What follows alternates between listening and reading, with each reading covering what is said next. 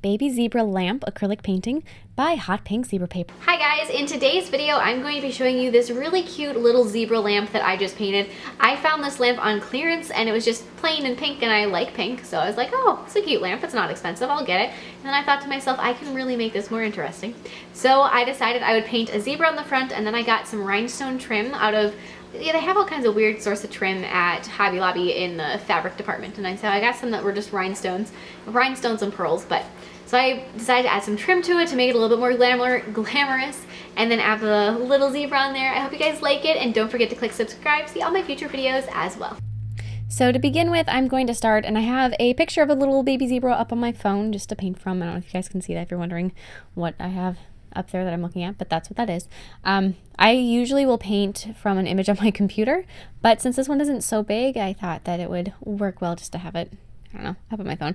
Anyway, it's not really relevant, but I began my little zebra with just white acrylic paint, and when I'm doing this, I am using acrylic craft paint, not like a heavy body artist paint, but just like the really cheap stuff that's $2 a bottle, because it goes in and it doesn't need to be a nicer acrylic. A lot of those are going to work really well for a project like this, meaning really this is almost more like a craft than really painting, so it works. It makes sense, you know, to use craft paint, but it's very thin, and so it soaks into material like the lampshade much better than a more heavy-bodied acrylic would.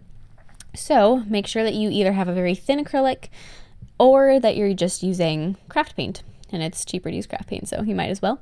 But you're just going to paint your zebra with white, and I know it's in the video it looks like it covered so well the first coat, and it covered fairly well. You could definitely, though, still see some of that pink peeking through.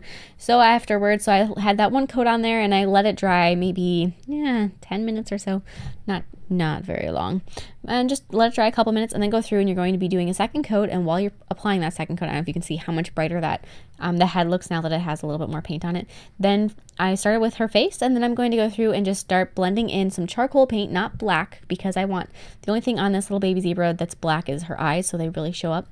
But with charcoal paint, add in her nose area, and then on her ears, fill those in with a little bit of gray. I used white, this medium gray color that you see me using for her mane. Charcoal and black for this painting is all, at least for the zebra part. I did add some pink later on for her, the little flowers that are around her. But I did just a little bit of blending in some of that gray on her ears, and then I had just gray for her mane with a little bit of white blended in for little highlights to make it look a little bit fluffier, a little furrier.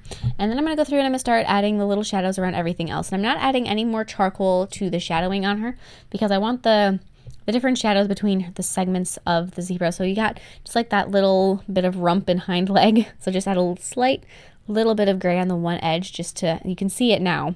It's even so minimal that you couldn't even hardly see it before. There was white right next to it, but then add the white to the front, and add just a little bit of gray around her shoulders, just to help differentiate between her jawline and where her shoulders or her chest is. And then blend that down her legs. Everything for the most part on this is very white. You don't want anything to be too dark.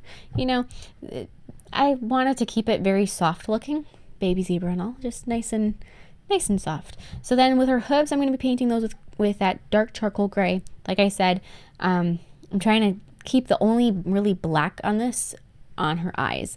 That's something that I kind of like to do, usually, except for in this case where there's so much white. But in a lot of circumstances, I won't use white in a painting except for the things that are extreme highlights.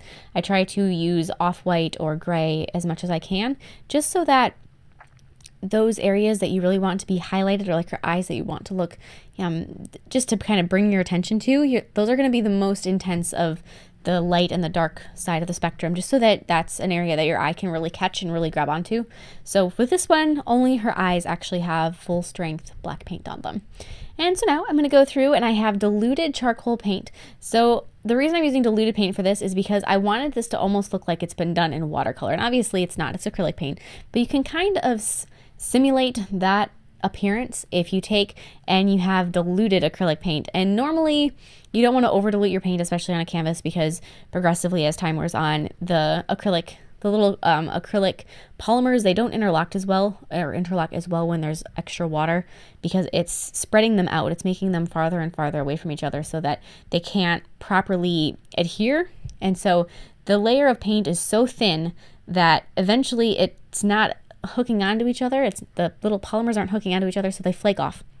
That is a ways down the road, but you just something to keep in mind so that like if you're starting a new painting and you do a wash over the background, that may cause you problems later on. So you want to use some sort of diluting medium if you're going to be doing that. Like I know that airbrush medium works really well to mix in, just a mixing medium just to make it go a little smoother. But with this, because it's a material that doesn't have gesso on it like a canvas does, that creates that barrier between material and paint, the paint itself will soak into the material and it'll create a very strong bond because you're basically dyeing your material. So you don't have to really worry about that. I know it's a really long explanation for all of that, but you can go ahead and be painting all of her stripes on there. Like I said, it is diluted paint, so it has that kind of watercolor effect.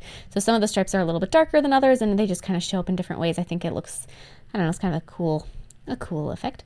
So then to add the little flowers that are around her, so like she's in the little flower patch, I did use the same light medium gray color that I used for her mane, and then with a paler shade of pink than the lampshade and a little bit of white, I went through and I added just a couple little flowers here and there just to make it look very serene, very cute. And the reason that I'm using light pink is because it goes with the dark pink. Otherwise, I would have probably used a much brighter pink in my, because hot pink and zebras, I love it. But since I didn't want it, I wanted them to really show up against that darker pink background. I went with a really, really pale pink, kind of like a cotton candy pink, just to make it. And these are just very simple, basic daisy style flowers, lots of petals. And then, like I said in the little intro, I am going to be gluing on my trim. For the pearl one, the pearls dangle down a little bit, so that's why I did those ones around the bottom. And I glued every other pearl. So I just went and I added just a tiny dab of glue and glued them down. You can go through, and if you want to, you could glue each one. I decided that wasn't necessary, and I actually made 2 of these lamps, and I did one of them with that method of gluing every other one, and it all looks fine. It doesn't droop anywhere, or it doesn't feel like it's going to fall off. So I was like, you know what? They don't really need to be glued each one, and it just went so much faster to do every other one. So that is what I did, and I was so lucky, and I was actually shocked that my pattern of pearls works out. So then I flipped the lamp over. The great thing about hot glue is that it cools so quickly that you don't really have any dry time or wait time. You can just keep going with projects like this.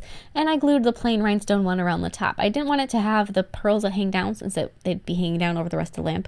So I thought just one that was plain rhinestones that went with it would be cute. So that is what I did. And with these, I think I glued every third because they're closer together. So I glued every third rhinestone down. And like I said, no problems there. And I just glued them right at the very edge. And a little bit of the hot glue sticks out behind the ones that are glued, but I figured, you're not really going to see that very much, so I thought it was okay.